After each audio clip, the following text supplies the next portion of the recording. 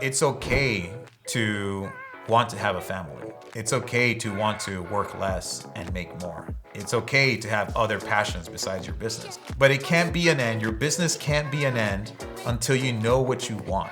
And a lot of times, most people don't even know what they want. They just know they want to hit 7 figures. I want to bring home at least $30,000 a month, and I want to own assets. I want to be an owner, not an operator. I want to work really hard when I want to work really hard, and I want to fuck off when I want to fuck off. Okay, I want to focus on my health. I want to spend more time with Luca and Pile. I want to go out with Billy whenever I want. Travel on demand, dates on demand, money on demand, freedom on demand.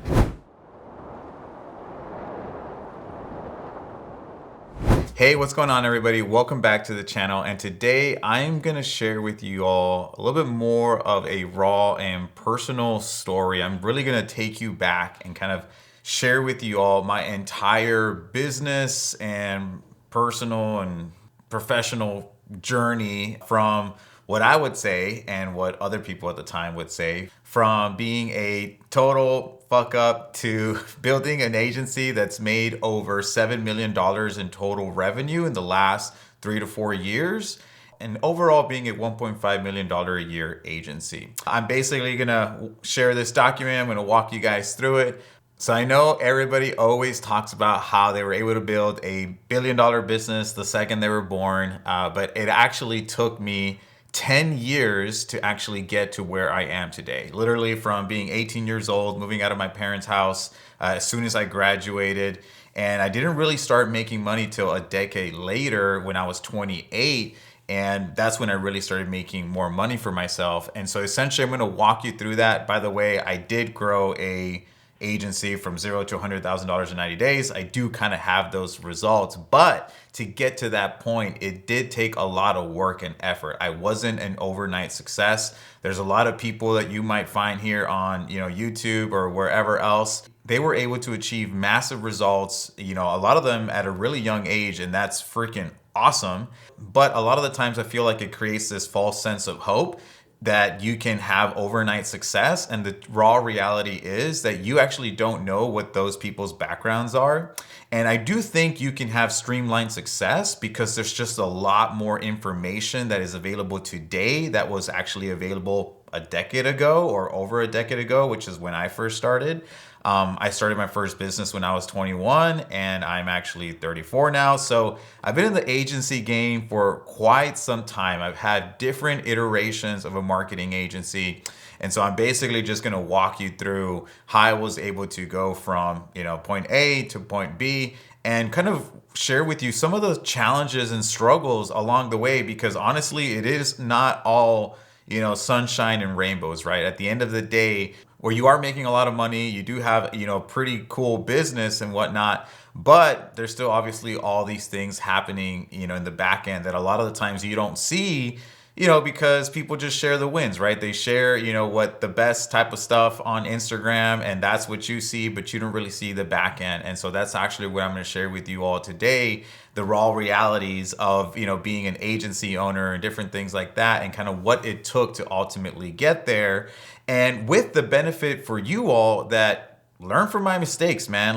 Ultimately, I feel like I've made a lot of mistakes. I have a lot of experience in the space just from having not just an SMMA, but when I first started, I started as a design agency, then an advertising agency, a video production agency, a full service agency where we did software development, mobile applications, different things like that, to ultimately trimming that down to ultimately just becoming, a social media marketing agency or doing Facebook advertising, focusing on acquisition. That was what we really excelled at. So let's go ahead and dive in and I'll walk you through the entire thing about how I actually got to where I am today. So I have this document prepared. We'll basically just run you through it if that's okay. I'm going to read through a few things just because it's a lot. It's a lot. So grab your coffee and let's dive in. So I have the screenshots here. I basically got to $1 million a year. This is from QuickBooks. This was in 2020. 2021, we hit our first year of 1.5, and then 2022, we hit 1.5 as well. And this is actually my first local lead gen agency, if you will. Everable, we focused on working with medical aesthetics offices, so med spas. And then this was actually our ortho and dental agency. So I'll talk a little bit more about that. And so around total about, 7 million, I didn't count 2019. We had been in business since 2017 as far as like this Everbull. So technically it's more than this. And that's where I got that $7 million number from. Let me just talk to you a little bit about like what life was like before your business, right? Because, when you're building your business, all your life experiences kind of equal or add up to what you ultimately end up doing. And so even for a lot of these people that are really young and that are really successful now in their teens or in their 20s, you don't know what their prior life experience is, right? They kind of go through this entire process where they learn and they make mistakes, and then they gain a lot of experience and until they achieve a massive breakthrough. And so, for me, as I mentioned, I left my home as soon as I graduated. I was the youngest of four. And because I was the youngest, I felt like I always wanted responsibility. Like I always wanted to grow up. I wanted to be part of the table. I wanted to be part of the conversation. If you're the youngest in your family, you know what I'm talking about, right? I wanted to work. I wanted to make money, and I wanted to have responsibilities, as crazy as that sounds. And so I moved to a university town an hour away from my home, from my parents. I began to work as a mortgage consultant assistant. And this was actually in 2008, which was insane. For those of y'all who know, 2008 was when the market crashed. So I was actually this close to closing my first deal. And I was finally going to make some money right when the market crashed and then the deal tanked. And so all this time I was actually living, and I was being supported by a family friend of mine. I was living in the apartment. We were living together. They were technically supporting me. I had some money that I had gotten from like my graduation as like gifts and stuff like that I was using to sustain myself. But I was actually in debt, you know what I mean? And already being out of school, I was already in debt. And so I was just really desperate. It had already been about 3 to 4 months where I was doing this, and I hadn't really made any money because I wasn't getting paid. I was only getting paid off commissions. And so I was broke. I really wanted to make money. And at this point, I decided that maybe I should get a job, And so I went to go interview at Olive Garden and American Eagle. And this was actually a big change for me because I grew up with an entrepreneurial family. Both my mom and dad were entrepreneurs. And my dad always drilled into me since I was a little kid, why would you want to go work for someone else when you can actually work for yourself? And, being a young kid, you kind of just hear what they say and you kind of just forget about it, right? But subconsciously, that was always in the back of my mind. And I actually kind of realized like later on, once I was in college, that I'm like, man, if I have a set schedule and if I don't have time, flexibility, and freedom, like I'm going to be depressed. Like there was a lot of the times when, I was just in college and I just didn't feel good, you know what I mean?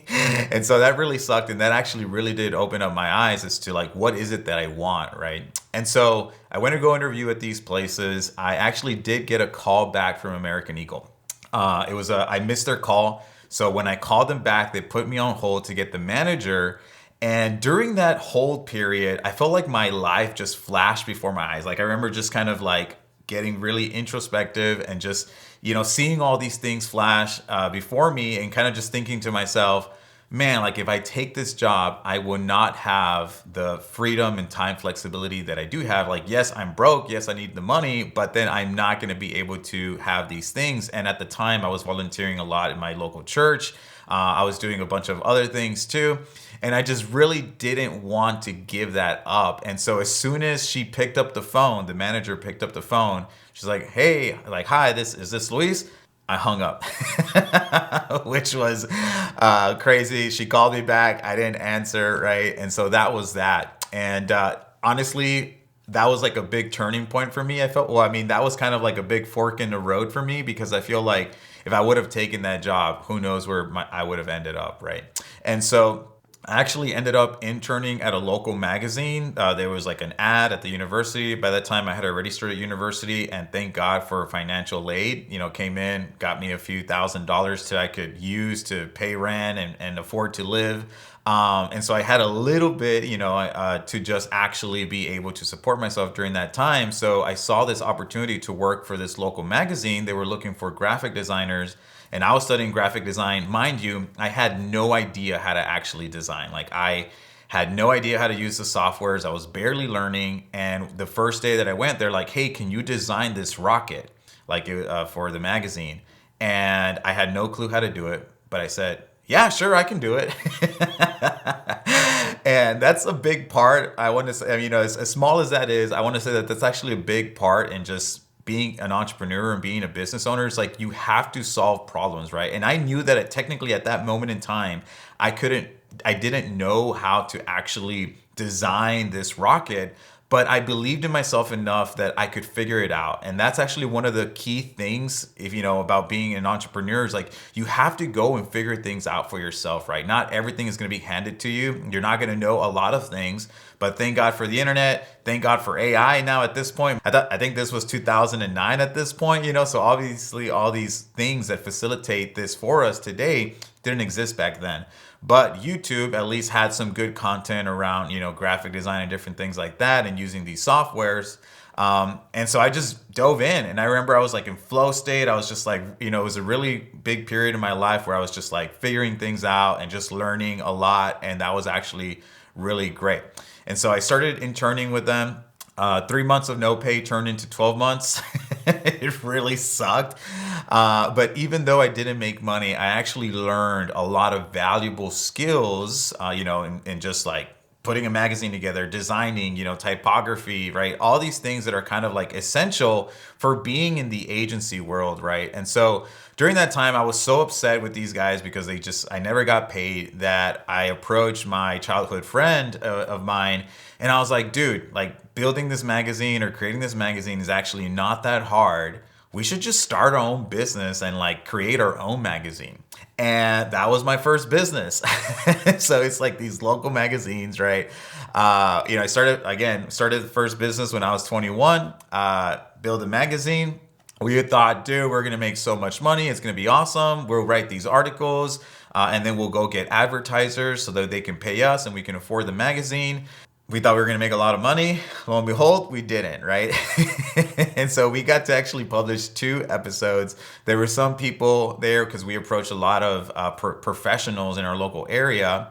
And, you know, some of them were actually able to give us a shot because we're a bunch of kids, you know what I mean? Like in our early 20s, and asking them for a lot of money. And some people actually believed in us, and that was great. It was a very small magazine. You know, I think it was cool because we got to network, we got to flex some of those sales skills, and just build a business around that.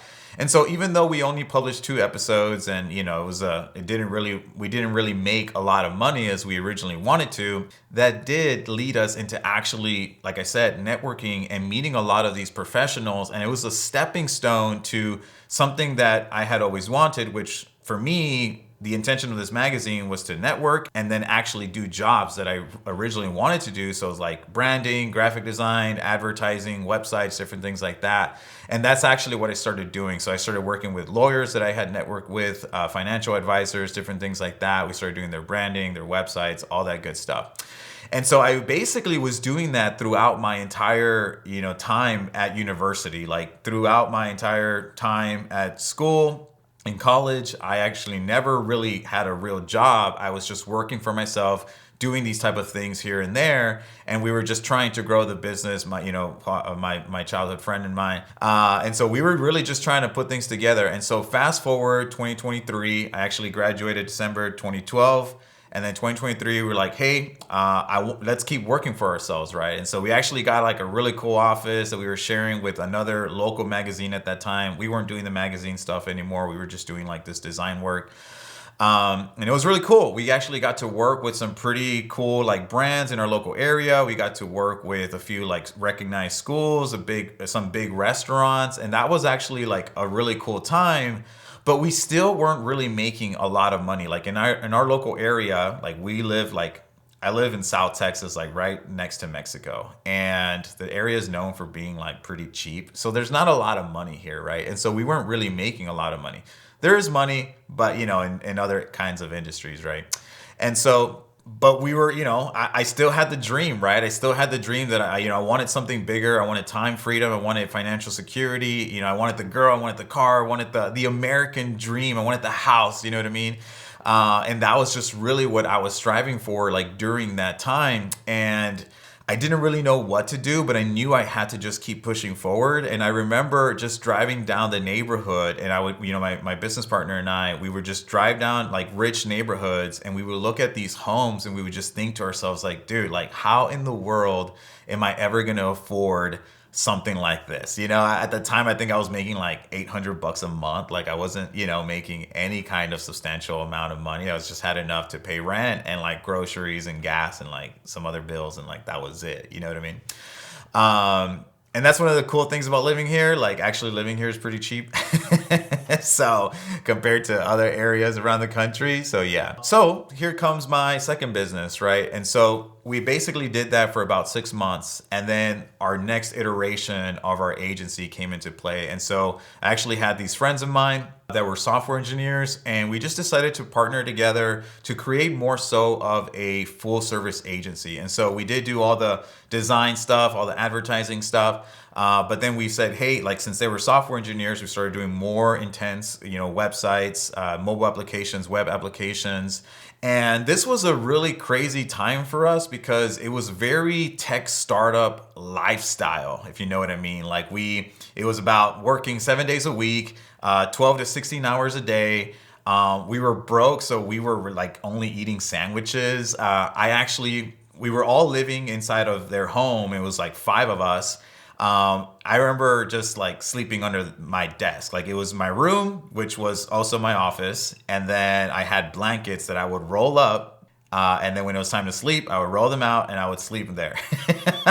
Like, it was crazy. Like, we didn't even have enough money to get like one of those cheap, like, mattresses from Walmart. Eventually I did get one. But yeah, it was just like one of those $80 mattresses. You know what I mean? And it was a fun time in the sense that, like, hey, when you have like these, like, when you're in business with these, other people that all kind of share the same vision, like, it's cool, it's fun, like, you work together, you hang out together.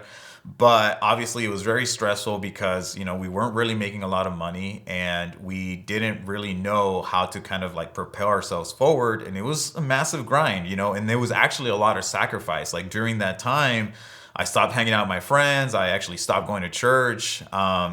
There was a lot of life-changing things. Like, my parents even had like an intervention with me because, they thought that I was just like, going the wrong path or whatever, right? But, again, I had that vision. I knew what I wanted. And so it was a lot of sacrifice. And so little by little, as the years passed, we obviously there's still a lot of struggles during that time. But we did kind of start making some strides.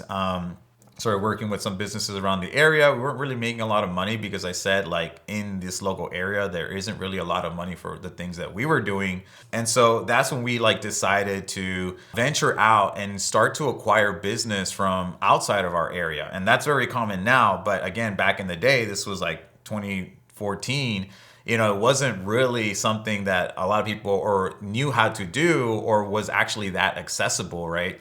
And so we started getting on these websites, which started to become more popular at the time, and that really facilitated things for us. And we kind of became known in our local area as like the tech startup like company, because we were also creating, aside from doing like the work for other businesses, we actually were making like software products for ourselves, And it was pretty cool because when we started to venture out, we actually started working with companies from all around the globe. We started working with tech startups. We started working with Fortune 500 companies. And we actually got to do a project with MIT, which was really, really cool. We got to design one of the softwares for one of their research teams, which was pretty neat, That said, because we were doing all this tech and stuff like that, and it was new in our area, we actually got featured in the Monitor, which is our local newspaper, and it's the biggest newspaper in our area.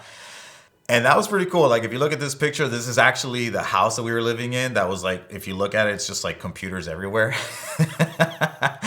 And it was funny because my last name is Trevino, and this other thing is here, which is this other headline is here, which is Trevino reports to prison, which is actually a sheriff in our area that just happens to have my last name. So it was just ironic that we were there. Our business name was called Create the Bridge. That's me over here towards the end.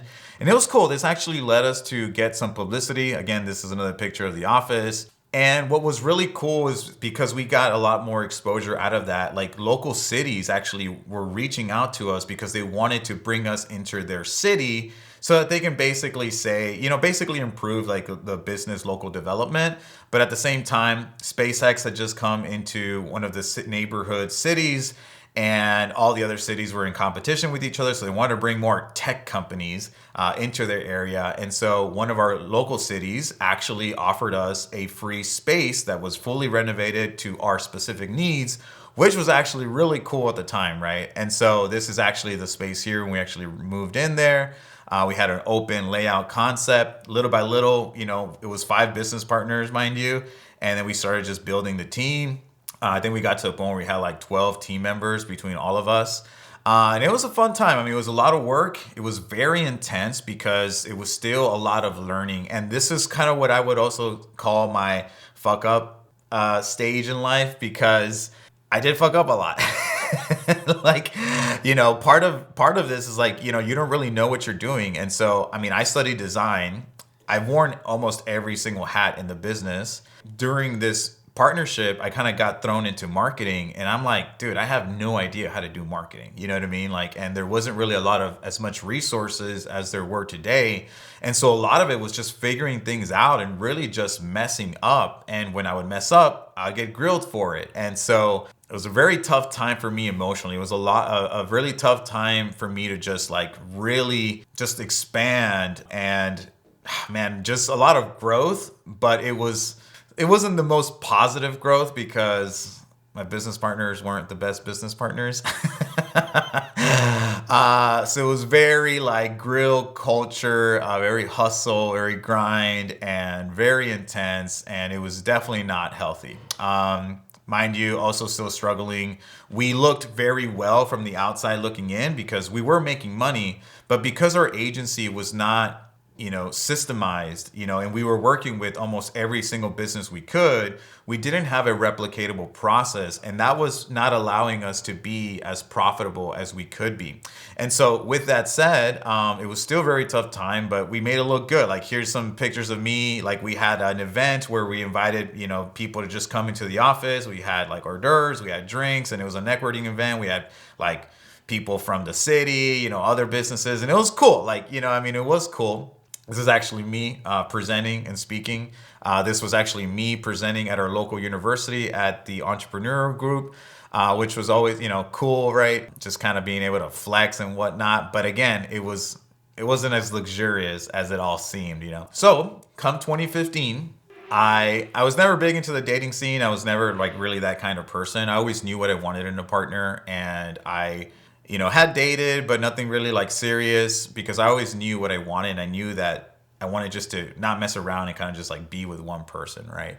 And so in 2015, I finally found a girl that, to me, I thought, like, she's the one, man. Like, you know what I mean? Like, I kind of almost knew within the first few weeks of meeting her.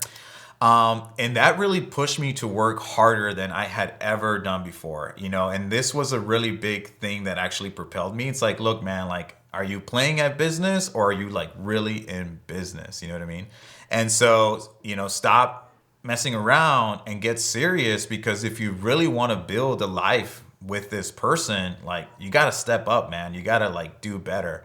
And so that was a really big, kick in the butt for me. And so, like I said, I was a total F up. I worked hard. I made a lot of mistakes, but I knew I had to make something of myself. I was so freaking desperate not to be broke anymore. Like, I just, and I was so broke, guys, that my shoes were torn. Like, the sole of my shoe was messed up, and I would still wear them. My pants were torn in the crotch area, and I would still wear them for like client meetings, and I would just like try to hide it. My parents felt so bad for me that they finally, like, I never asked them for anything. Like, I always tried my best to like not, lean on them. They felt so bad for me that they bought me stuff. And they're like, dude, let's go buy you some new shoes, let's get you some new pants. And like, Beely would see me wear the same shirt like all the time. And I think she even bought me like 1 or 2 shirts, like, you know what I mean? And like, she didn't really know what was going on, but she like kind of knew, and different things like that. And so anyway, we started dating and we actually met because she came to one of my events. I mean, we had already met. We actually went to college together and we were friends, but nothing like really serious. I invited her to my events, like just randomly send her a Facebook invite. And then she showed up, and this was actually the picture we took at our first event together, which was really cool. And then after that, we started talking and dating and so on, which was awesome. So yeah, this is when things got really serious, right? I became very obsessive, and I was like, I need to figure this out. And during that time, it's when this was 2015. This is when all of the marketing gurus started coming into the space. And this is why I feel like a lot of people are a lot more successful at a younger age now, because there's all this knowledge that's available to them, which is like freaking awesome, dude. And so I started listening to Billie Jean. Billie Jean was one of the first. I think Billie Jean, Ty Lopez. I don't know. People say I look like Ty Lopez. Some friends of mine make fun of me. But I never really listened to Ty Lopez. I don't know why. I just never really got into that. I was kind of drawn to Billie Jean because he was like the first person that I had saw that was actually getting like really cool results. And I'm like, holy crap, like this is possible. You know what I mean? And this was also something that was very attractive to me because I knew one of the problems in our business was that we were just reinventing the wheel every single time for all of these businesses. And so when I realized that you can have this business model that's like duplicatable and just rinse and repeat for every single business, you kind of like niche down. That was like a total, paradigm shift for us. So I was dead broke working at the agency. We had clients, but we didn't have profit. Didn't have enough money to pay for Jean's course. So I was so freaking desperate. I remember being at the office. It was like 2 a.m. or something like that. We would work super late. And at that time, I was like, dude, I can't pay for his course. Like I had signed up. I got a call from one of his reps. They were trying to sell me really, really hard. And then I'm like, dude, I just don't have the money, Billie Jean gets on the phone and this guy just trying to sell me hard, dude, like to the point where it just gets like really uncomfortable. And I'm just like, dude, what do you want me to do? Like, I don't have any money. I think he was even like, well, go borrow it. You know what I mean? Like stuff like that. And I was just like, okay, dude, like chill. So anyway, I was so desperate to figure this out that I found a pirated website. I found Billie Jean's course and I downloaded it pirated. Now, mind you, to actually get on this website, I actually needed to pay, I think it was like a $200 to $300 fee. I didn't have $300, And so I thought to myself, well, what if I get a credit card and then I put it on the credit card? But my credit was crap. And so I was so desperate that I called my mom and I asked her if I could put her money and actually to pay for the initial amount for the secured card. And then I would have enough to actually use it to pay for this freaking course, Man, that was a crazy time. Like, I remember just like, when you're just like so like angst. I mean, that was a real big like turning point for me because I was just so desperate and just kind of at such a low point in my life where it's like, I know I have these good things going for me. I have this beautiful girl that I want to make a life with, but I just need to figure it out. And it was just a massive struggle of going through that. I had to put in the work, you know what I mean? And so I was able to finally pay for the website. I consumed so much freaking knowledge, not just Billie Jean stuff, but a bunch of other people's stuff too. And I just like needed to take action. Like I literally became very obsessive, like, consuming all this stuff, staying up super late, watching everything, right? By the way, it's also a character trait that you need to have. You need to be obsessive for those of the younger people watching this. So I implemented his course. I worked with several different companies at the time. So I worked with the home security company. I worked with an event venue. And I think I even worked with like a e-commerce, like this guy that had like this product, wanted to sell it online. We tried to sell it. It worked semi-well, but didn't really get crazy results. And I ended up cold calling a Mets ball. Now, let me take a little pause here and kind of tell you a little bit about this because as I said, I've worn every hat in the business. From sales to doing operations and from doing design, web development, like, I've done it all. And I'm naturally an introvert. Like, I don't like being in front of a lot of people. I get my energy from being alone. Business was tough. But if you want to succeed, you have to do things that you are not comfortable with. You know, a lot of what it means being a professional a lot of times is just doing things that you necessarily maybe don't want to do. You know what I mean? And so you have to get over that. And that's a big thing that I feel like a lot of people struggle with. They can't get over the fact that maybe they need to do things that maybe they're not comfortable with. One of my taglines in my podcast used to be, get comfortable with being uncomfortable.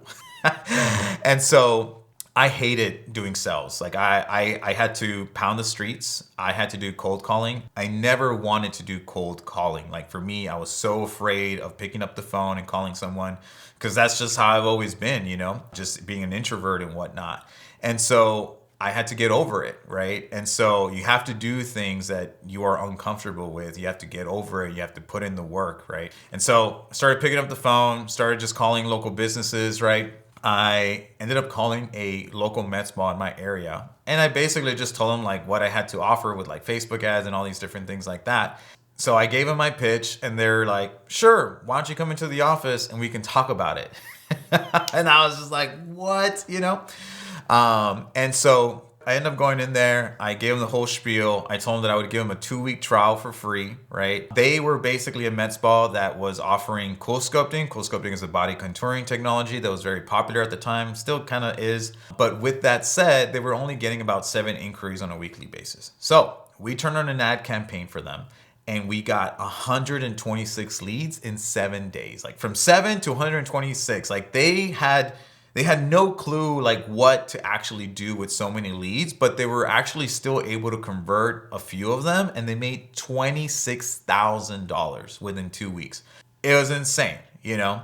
And so what I did is that I basically created a case study out of that. I created a blog article on my website, as you can see here, and I started to advertise it, right? And I also took a video of them, video testimonial, so on and so forth, right? Lo and behold, my phone started ringing. And 6 months later, we were working with 30 practices across the country.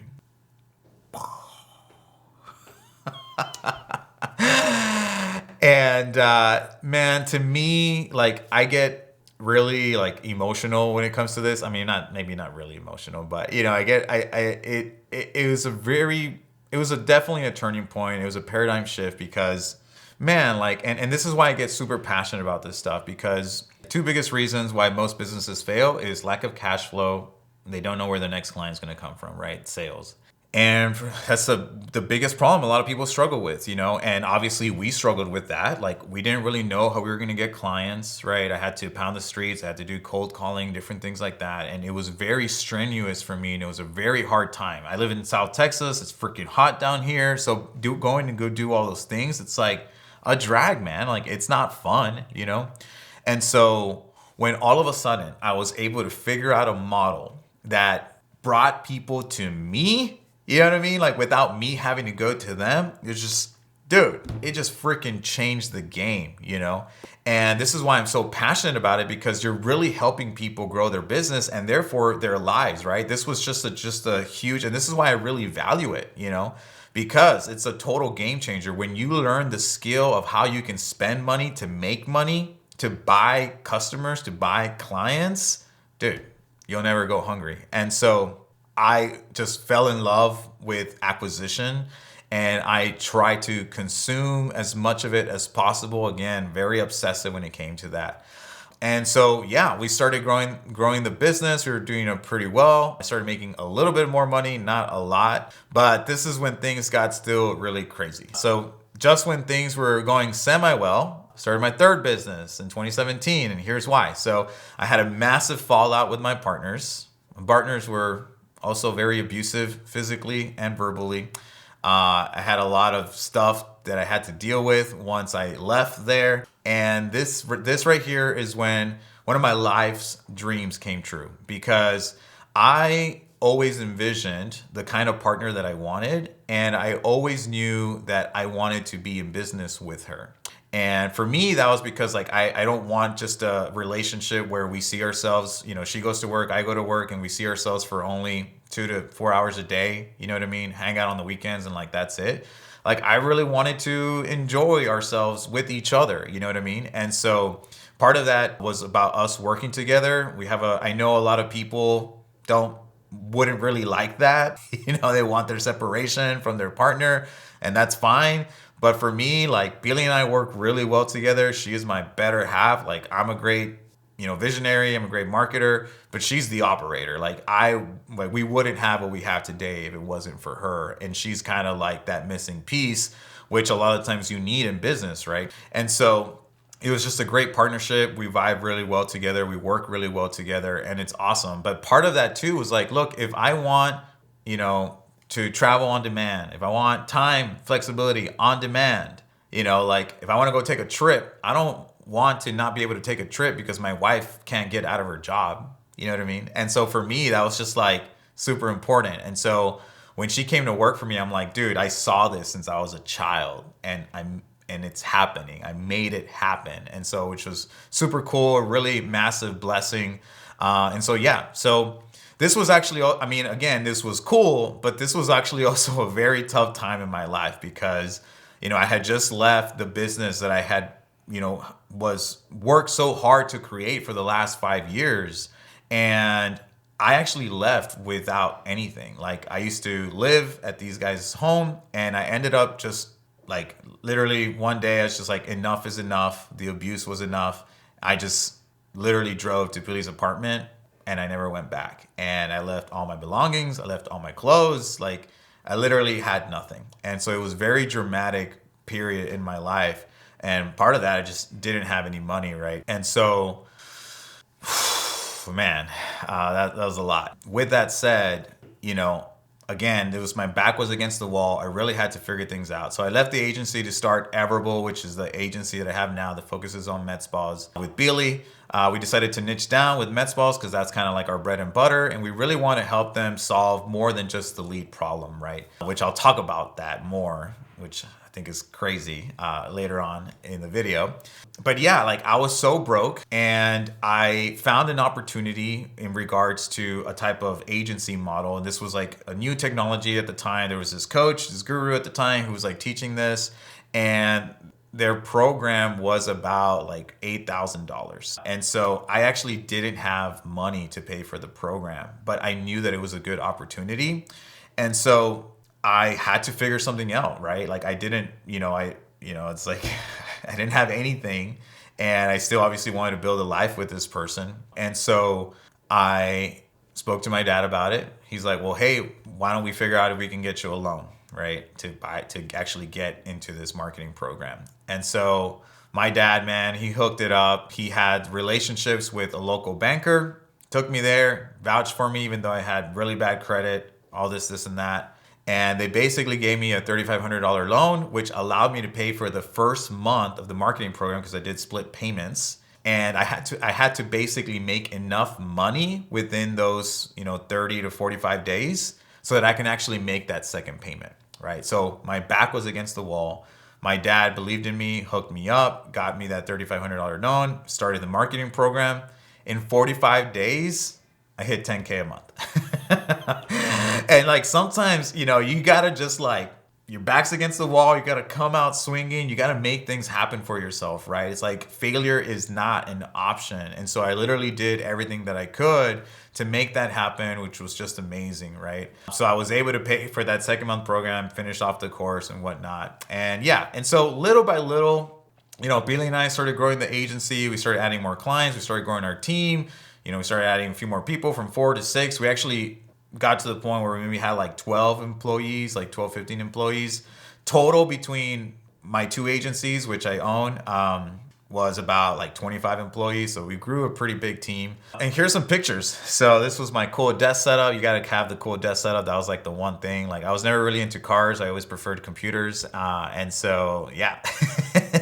I got a 49-inch screen here with the team. This was us visiting some clients, which was like always really cool. So during this time, we helped our clients get crazy results with code sculpting and then other technologies as well. And then Everable, we were really big on brand. Like we really wanted to not necessarily like advertise crazy guarantees or anything like that. We actually just wanted to build a brand and share knowledge, right? And share case studies and results. And so we actually started a podcast that has more than like 80,000 downloads.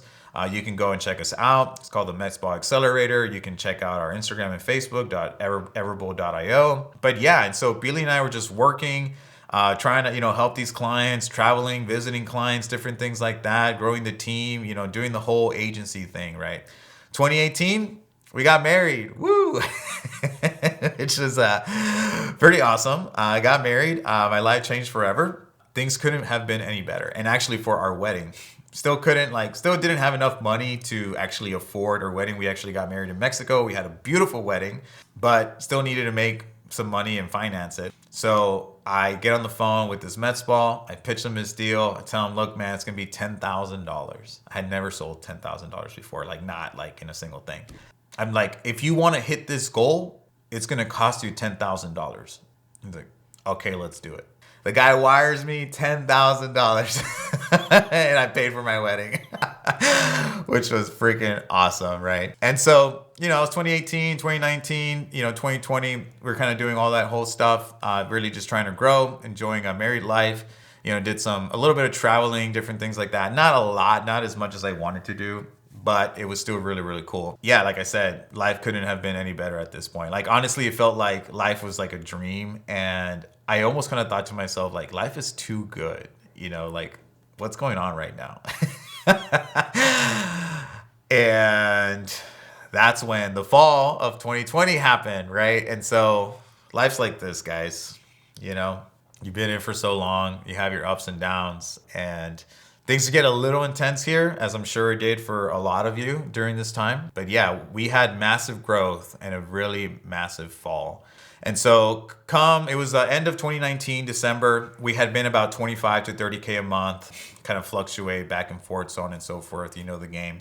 With that said, I was tired of just being stuck there. I wanted to hit 7 figures. I knew we could do it. I just didn't really know the right path forward. And this is actually when I met Joel Kaplan. I had some buddies that had already been working with them and they were doing really well. I decided to join end of 2019, December.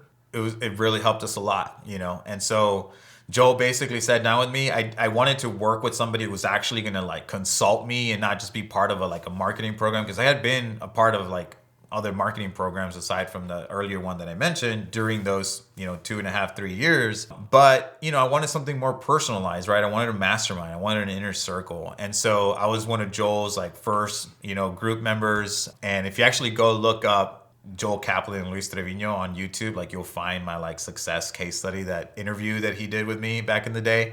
And so with that said, he basically sat me down. He's like, dude, you need to do 3 things. But before that, actually, I'll say, he was like, well, what's going on? You're ready to scale? Have you started advertising? And I was like, yeah, man, I've advertised in the past, but dude, I just get so burned out doing these sales calls. Cause I'm not the best salesperson, but I can sell because I have conviction and I believe in my product, and it all it's all transfer of energy, right?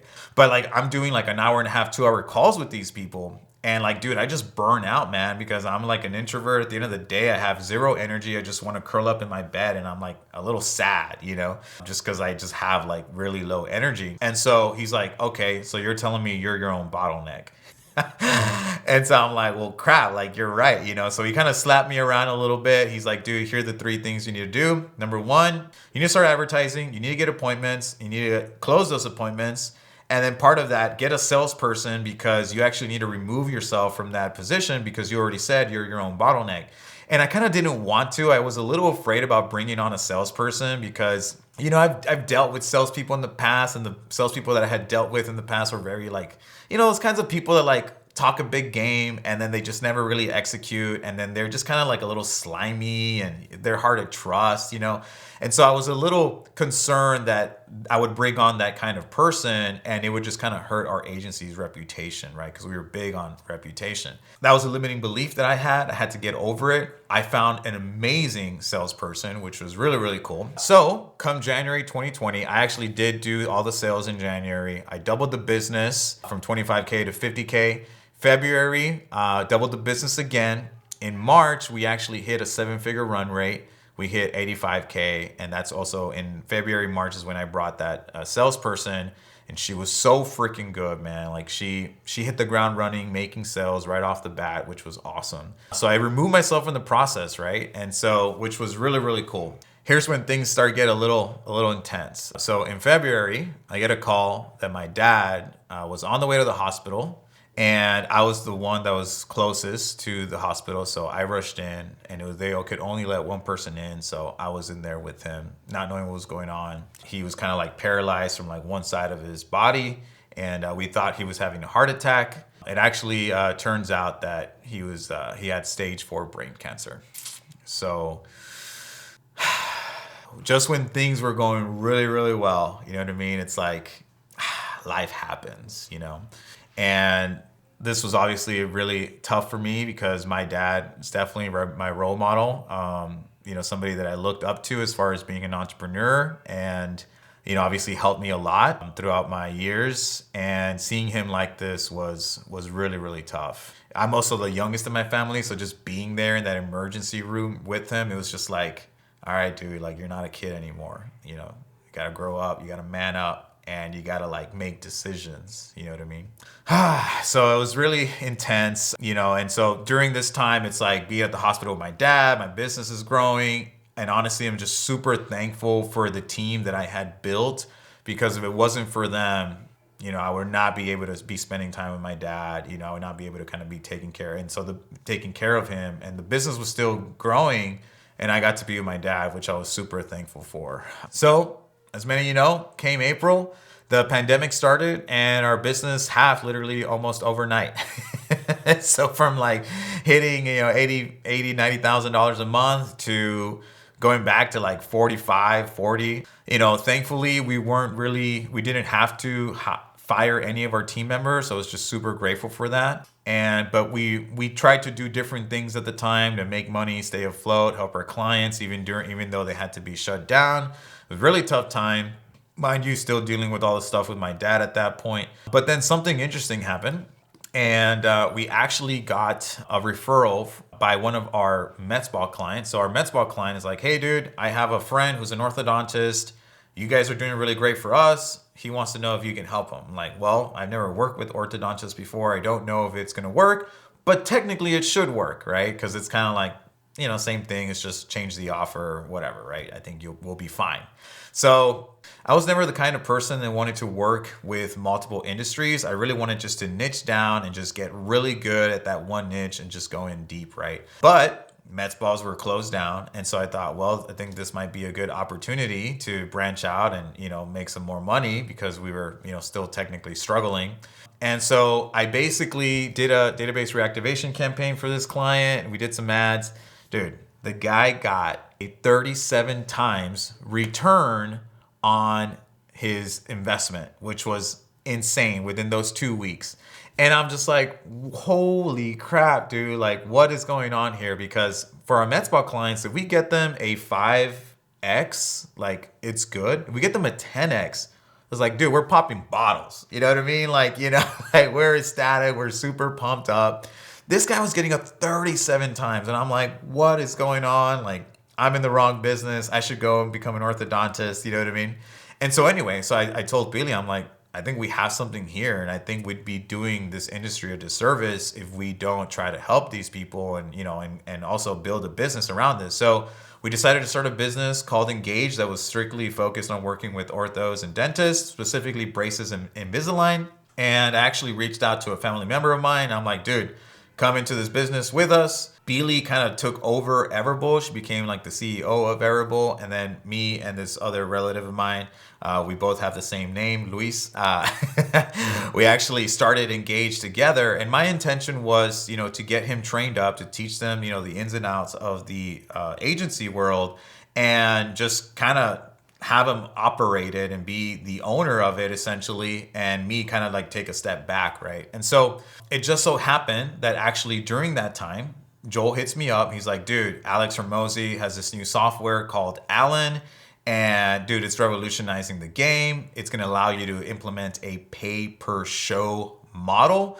So you're only like charging clients if you get them a result, basically get people to show up, and it's going to revolutionize the game. And so I'm like, okay, you know, first mover's advantage, right? And so let's set up a call. Let's talk to him. So I actually got to do a call with Alex Hormozi where the dude sold me. I'm like, dude, you don't have to sell me. Like, I'm already sold. He's like, nah, man, let's do the dance. And I'm like, okay.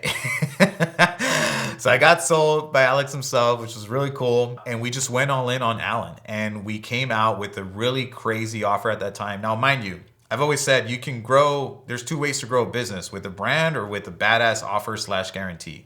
Now, mind you, you should always have an offer.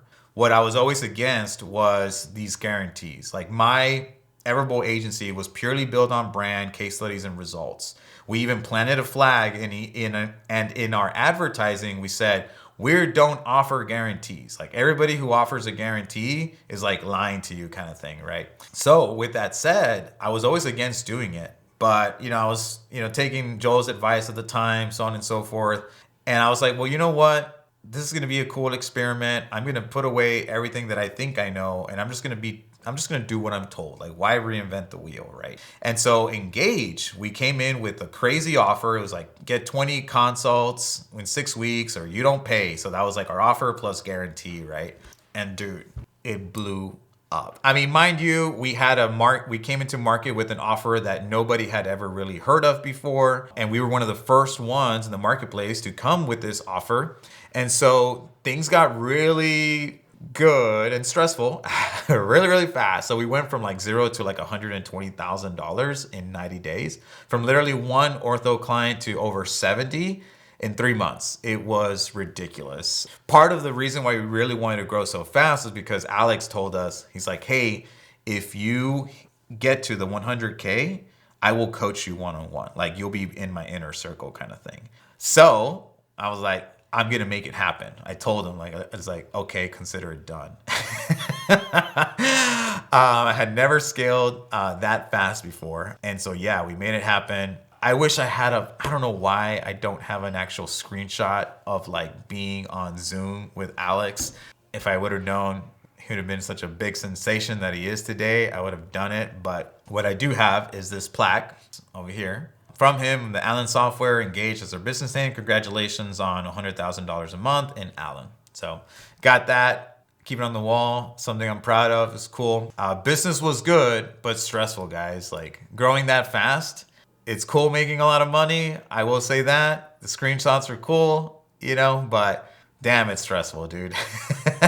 From literally only being me and my business partner to making a ton of money, bringing on a salesperson, bringing on an account manager, bringing on an ads person, like literally flying the plane as we're building it, along with having to take care of my dad, you know what I mean? Like, and dealing with COVID, dealing with the shuts down, like all this stuff, And so it's a lot of like ups and downs and just pushing through and perseverance, right? It was honestly a very bittersweet moment just because, things are going so well in our business, better than they have ever been.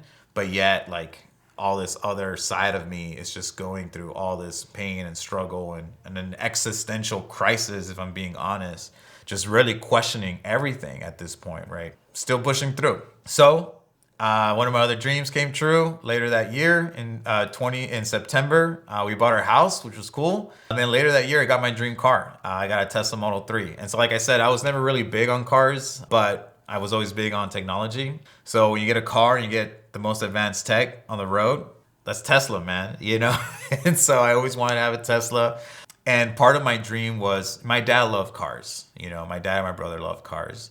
And I thought to myself, look, man, like I want my dad to ride in the most technologically advanced vehicle. And that's something that I'm going to make happen for him, before he passes. And mind you, my dad comes from Mexico. He grew up in a ranch, played with dirt, sold ice pops as a kid to make money. You know what I mean? Like, and so for me to be able to like give that to him, I mean, it's obviously not a big thing, but I don't know, to me, it just meant a lot. And I made that meaningful to me. So I told myself that I wanted him to ride in the most technologically advanced car there was before his time came. And we did just that. So got the house, some pics from there. This is our pit bull mix, Roxy. She's not with us today, but she's the sweetest dog.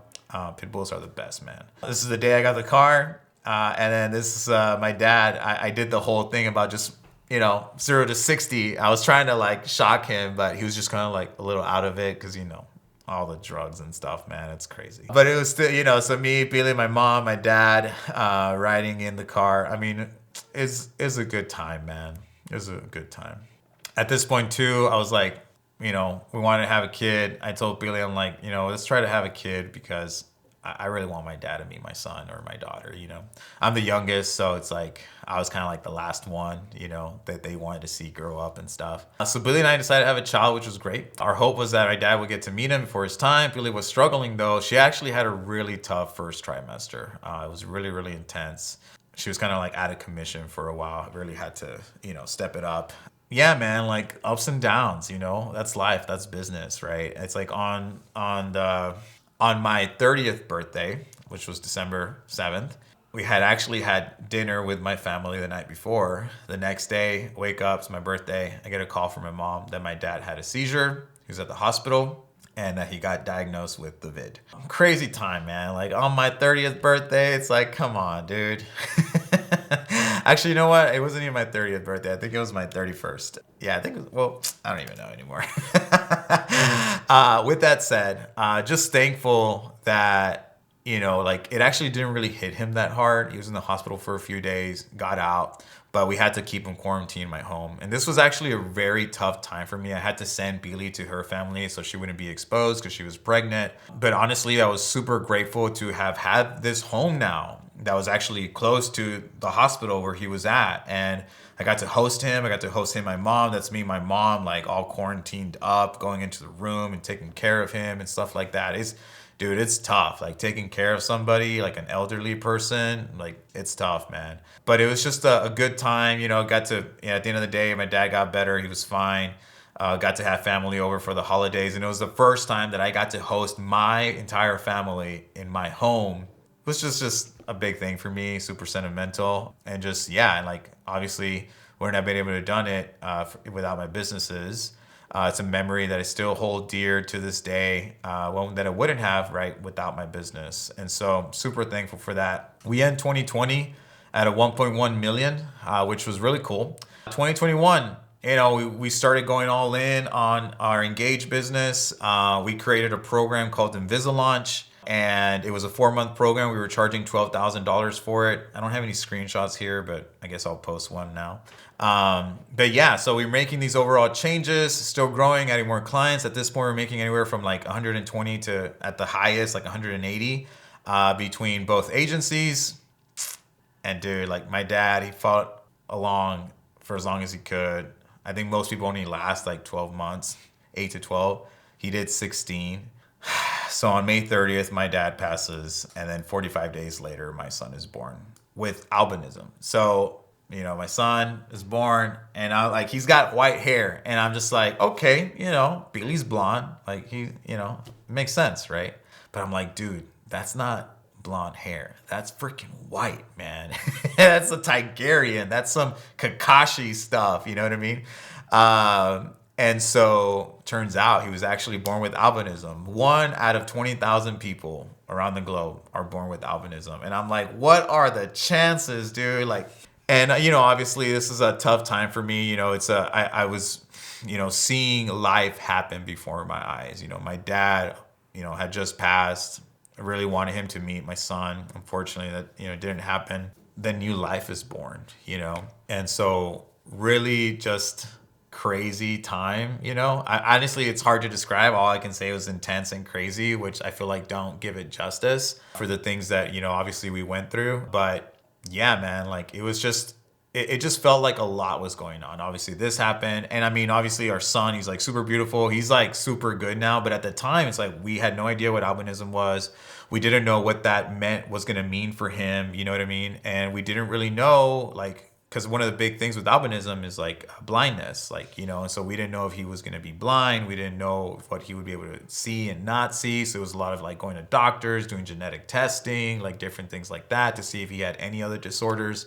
So it was a very scary time, to be honest, like, plus all this stuff that had happened, So we struggled, to juggle work, being new parents. Thankfully, super grateful for the team again. I actually got to take the whole month off during that time. So plus it was also really hard for us because my mom was still, going through this tough time, and she was actually helping my other sister who actually had just had a baby as well. So she was helping my other sister more.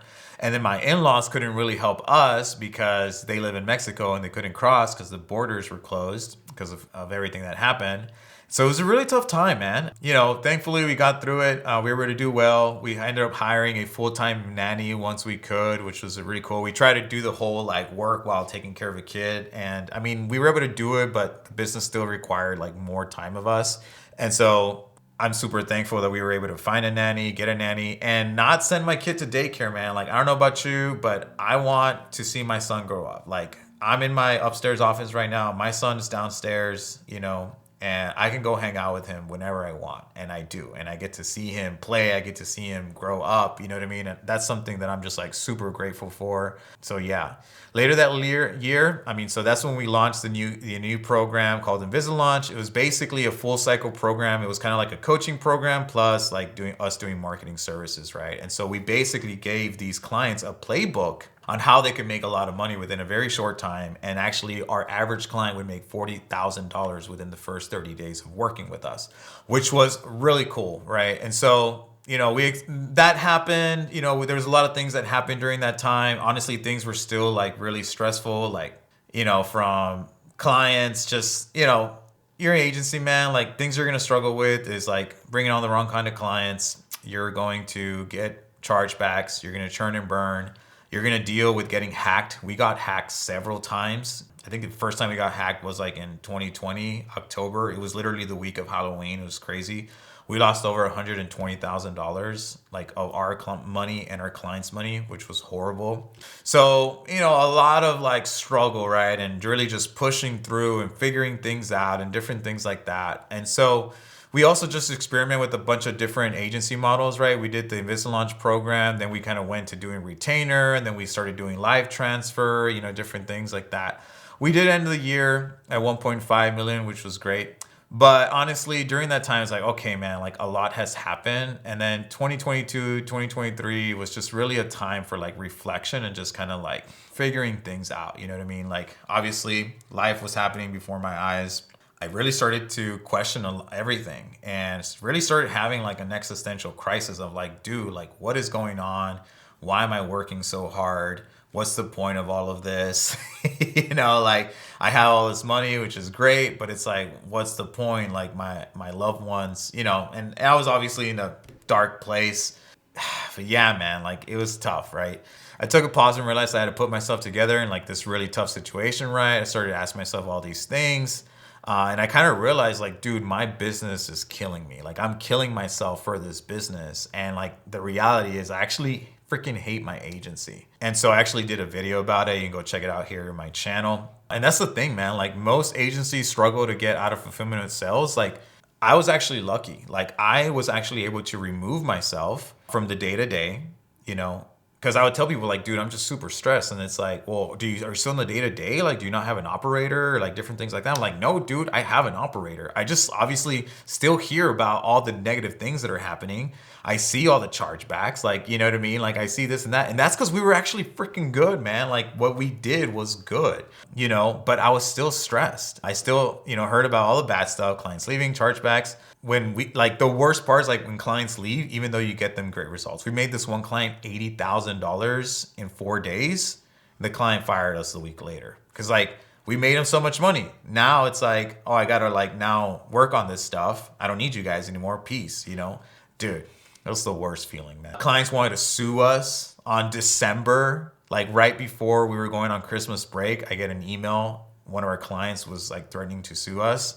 Not a fun time. Our business manager getting hacked, you know what I mean? Like I think our business manager has been hacked like 4 times. Like even though we try to like fortify it and do all this other stuff, dude, it's a freaking pandemic, man. You guys know what I'm talking about. I realized that I had time flexibility and financial freedom, but I didn't have the most important thing of all, which was just peace, And it's like, what's the point of making all this money if like I can't even enjoy it because I'm like so stressed out? And so, I at this point in life, like I started doing a lot more like camping and doing outdoor stuff and honestly fell in love with it. But again, I remember being on these mountains and just like getting a phone call from my business partners and just like them freaking out because all this stuff happened. And I'm just like, dude, I'm trying to relax out here and like disconnect and all this stuff. Man. And then obviously also super grateful because, even through the midst of all these things, like, Billy and I still got to do some cool stuff. We did travel. We actually got to do 3 weeks all across Europe. We visited like 4 countries, which was amazing with a 2-year-old.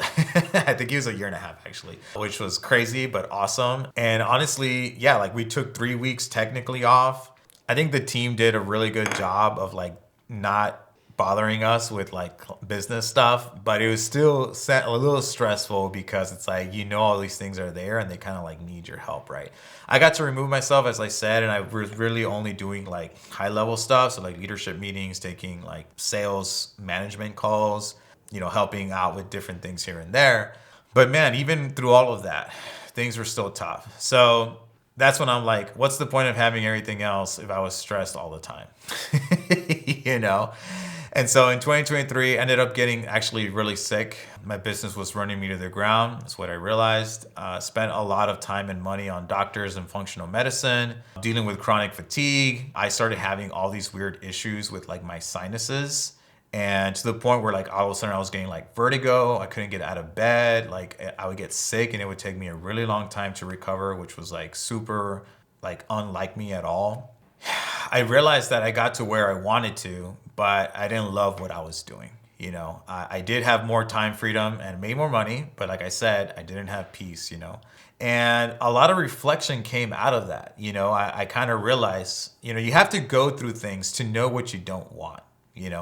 And so I kind of realized, I'm like, dude, like, I don't want to have a massive team. Like at this point, I had about like 25 people working with us. And I didn't really like managing them, right? Like I don't like doing that. Like that's not my superpower. It's not my zone of genius. It's not what I'm good at. And, we were making good money. Our profitability wasn't great though. There was times where it was good, times that it wasn't. And that's one of the things that I wanted. Like I wanted to focus on profitability and peace.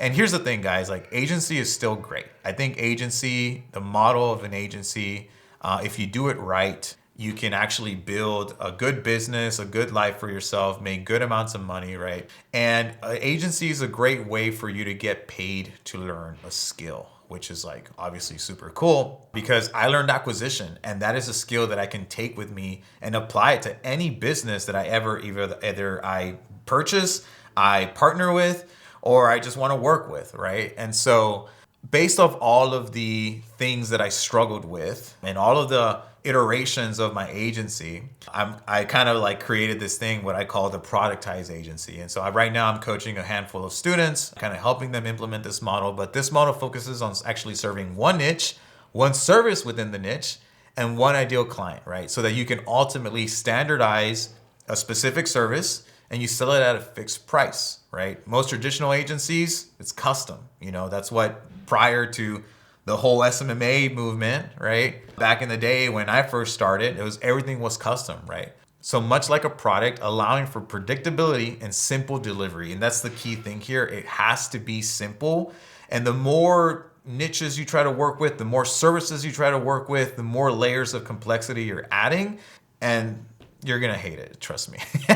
So it's more simple to deliver and it's more scalable, right? And it leads to streamlined operations and predictable revenue and scalability, as I said, right? So anyway, but it is my belief that once you're able to actually get to $10,000 to maybe $30,000 a month, like you get good at solving the problem, you get good at learning the skill, and then you also get good at solving the other problems, which is like, okay, now I generated all these leads. Now what? Well, how do I turn them into booked appointments? How do I get them to show? How do I get them to buy? You know what I mean?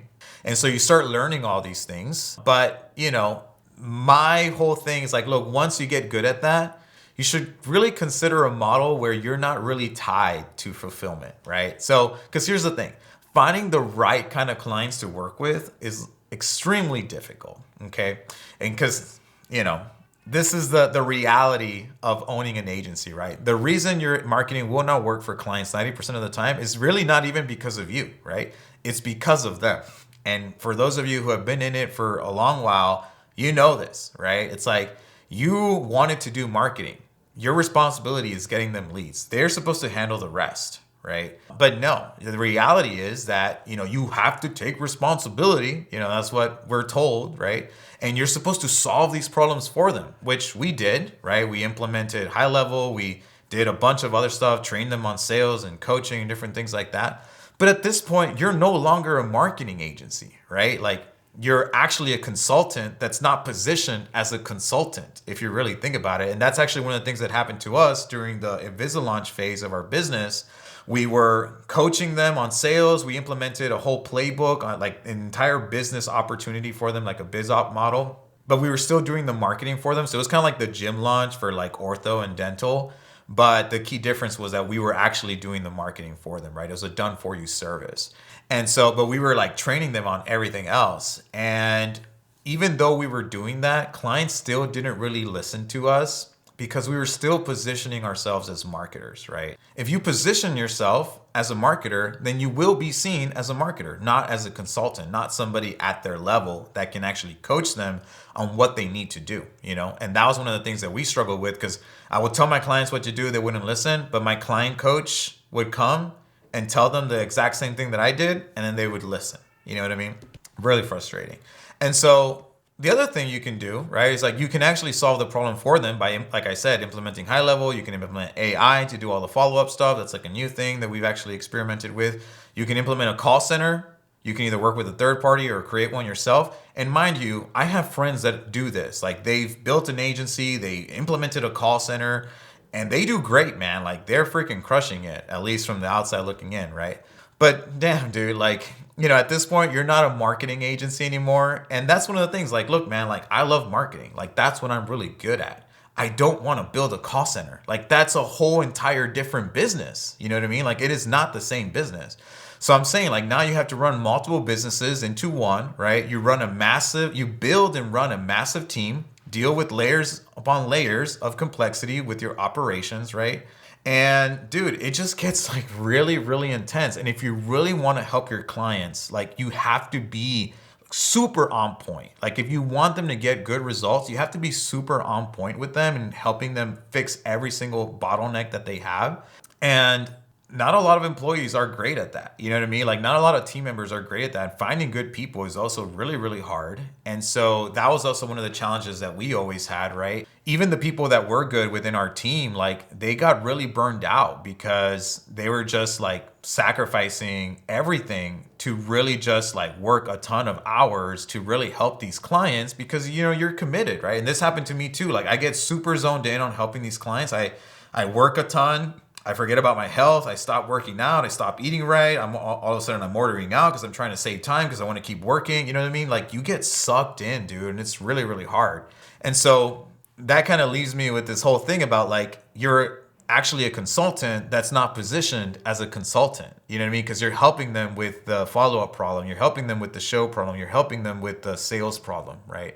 And so this is where the next iteration of what we're beginning to teach now is, which is more so what we call the done with you agency.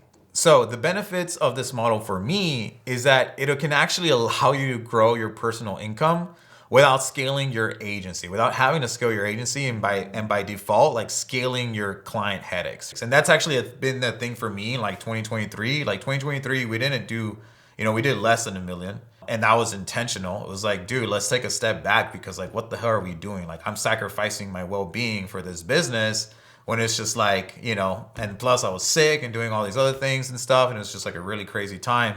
And I'm like, dude, like, how do I still want to make good money? Like, I still want to make, as much as I was making at the highest, but I don't want to necessarily scale my agency because scaling my agency means I'm scaling my headaches. I'm scaling my stress. You know what I mean? On top of that, like, a lot of agencies like do hit a cap. Like, we hit a cap. Like, the most we were spending $30,000 a month on advertising.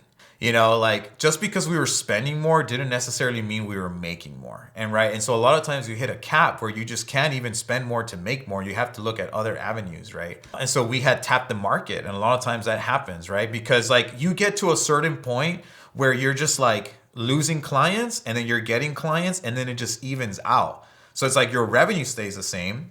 And guess what? Your income, your personal income will stay the same too. You know what I mean? And so it becomes a really hard to scale an agency past 1.5 million. For the people who have done it, like kudos to you, man. Honestly, I don't know how you do it. Like maybe if I was still in my 20s, I'd be like, and I had the resources that, are available today as I was younger. Like, yeah, making like 300, 500K a month or whatever, my agency is still grinding, still hustling. But it's like, dude, like I wanted that so I can have that life that I have now. And it's like the life that I have now, it's like I'd rather be spending more time being a dad, being a husband, like versus just like working all the time. And so, it's like priorities changed, man. And on top of that too, it's like it gets freaking old, dude. Like I lived it, like I worked the 7 days a week. I worked 12, 16 hours a day, sleeping under my desk. It's like I remember at that time I was working with a client who was already like in his mid 30s. And I was telling him like, yeah, dude, like, move fast, break things, sleep is for the weak, stuff like that. And he's like, dude, once you get into your 30s, that shit gets old. And you're young, you're like, yeah, dude, whatever. You just died inside. You know what I mean? Like stuff like that. And it's like, no, dude, like there's more important things in life. When life happens right before your eyes, when your father passes, a family member passes, when all of a sudden get married and you have a child, it's like, dude, those things are the most important things. And I'm grateful for my business because it got me to where I am today. And it did give me a lot of flexibilities. Like if I wanted to go take care of my dad, I could. If I wanted to take my dad and drive him to Austin so you can get premium care, I did, and I'm super grateful for that. But I also realized that I kind of built something that I didn't necessarily love. And my business was actually killing me in the process. Now, there's a lot of things that we can deep dive into that and kind of figure out better ways of actually like, dealing with stress and whatnot, the stuff that I'm actually figuring out now. But, a lot of the times you have to have the space for that, right? And you don't have the space to be figuring stuff out when you're just fully focusing on work. So anyway, this is why I'm really digging the Done With You agency model, right? And so we actually partnered with a good friend of mine. Dan is a guy that I've known since like 2018. He had a med spa agency, then transitioned to a PT and Chiro agency. He was doing 30K a month, transitioned to a Done With You offer instead of a Done For You. The dude makes 200K a month right now, right? So that's him. He does like, group intensives with his clients and whatnot, which is cool. That's one of his pictures. And so, yeah, so the cool thing about this is that it's actually more scalable because it's group coaching, right? It's more profitable because you can basically let go of your fulfillment team. So it's like, you don't have to do any fulfillment. Dude, for me, like that is a game changer. Like not having to do actual fulfillment and do all these layers of complexity, and then your team messes up all the time and this and that, client gets upset, so on and so forth. Dude, it's tough. Unless it's less work, because you're not the one doing the fulfillment, right? I actually started doing coaching in my spare time, coaching, as I mentioned, other agency owners. And dude, I was able to double my income with only adding an extra 3 to 6 hours a week, which to me is like insane. And that's when I'm like, dude, like that's what I want. Like I want to get paid for my knowledge, right? And I wanted to work with my people. Like all I've known my entire life is agency. So I'm like, as much as I like working with other small businesses, I'm passionate about helping people grow their business. I have other passions too, though, right? But like my people are agency people. I love working with other entrepreneurs, right, that are agencies. And so I wanted a consulting business that makes me $1 million a year, and where maybe it's just me or a small team, and that I don't work a ton, and I can actually spend time doing the things that I really want to do, right? Being with my family, also going overlanding, going camping, going to go do photography, videography. I love doing wildlife photography, so I love going out to national parks and stuff like that. And that's one of my, things that I'm passionate about. And you start to realize that there's more to life than your business, right? And so I believe this model can actually give you guys the best of both worlds, because the truth is that most local businesses are not ready for you to work with anyway. They don't need your marketing. They don't need your advertising, even though they think they need it. So this to me is the ultimate filter too, because this is actually going to allow you to capitalize the market a lot better, right? And make more money off of it. So you actually have more impact because you're truly helping them with what they need. They need better systems to turn leads into appointments. They need systems to get those people to show up and then convert those people into actual paying clients, customers, or patients, right? And so once you teach your clients how to be good clients, right, then you can offer them the marketing services in the back end if you want. This is what Hormozy did with Gym Launch. This is what a lot of people don't know. Like, Gym Launch wasn't a done for you marketing agency. It was a coaching program. That's what my buddy Dan does too, right? He like just coaches them, and then he only, like, if people want to work with him as far as the agency where like they take over the marketing and advertising, it's like the only way they can ever work with Dan as an agency is if they first go through this program and they get invited to join, basically. So it's kind of like the best of both worlds, because you're making money training your clients how to be good clients. And then once you've trained them, you can work with them if you want to increase your LTV and keep your recurring revenue, so on and so forth, right? That's a choice. You don't have to do that. And that's the thing, like, it's actually not that hard. Like, if you're thinking like, dude, how do I do that? That's like kind of difficult. Dude, it's not that hard. You're already doing this stuff anyway. Like, if you want also to make it easier for you, you can actually partner with one of your best clients and ask him, you can partner or pay him, right, to teach clients how to actually be good at sales, how to actually run their business well. That's what I did in our Invisa launch model, and that's what Dan does too, right? Hormozy didn't have to do that because he was the gym owner, you know?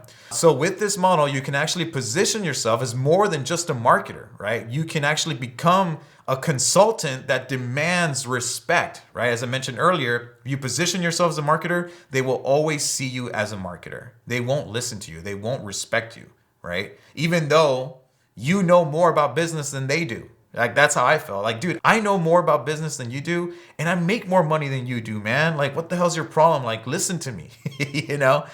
But again, like, I was positioning myself as a marketer, not as a consultant. And so honestly, that I think too is a game changer. Consulting offer is the filter to work with the best clients that are actually coachable. I talked about that. The ones that you actually want to work with, right? And so the choice is yours. Like, you can scale it like Dan did, making 200K a month, so on and so forth, or you can keep it small and intimate, right? You only really need a handful of clients if you want to make $20,000 to $30,000 a month, right? Or whatever, you scale it to as much as you want. But that's the question. Like, what do you want? And I think that's the thing. Like, a lot of people don't realize that your business should be a means to an end. At least that's my belief. You can believe whatever you want, right? Like, I know a lot of people are about the hustle and grind, and for those of you who are still like super into Alex Hormozy, I mean, I'm not saying anything bad. I still obviously love the guy, but it's okay to want to have a family. It's okay to want to work less and make more. It's okay to have other passions besides your business. Like Hormozy, he got married and like, that's it. Like, he doesn't want to have family. He doesn't want to have kids. He doesn't want to do these other things.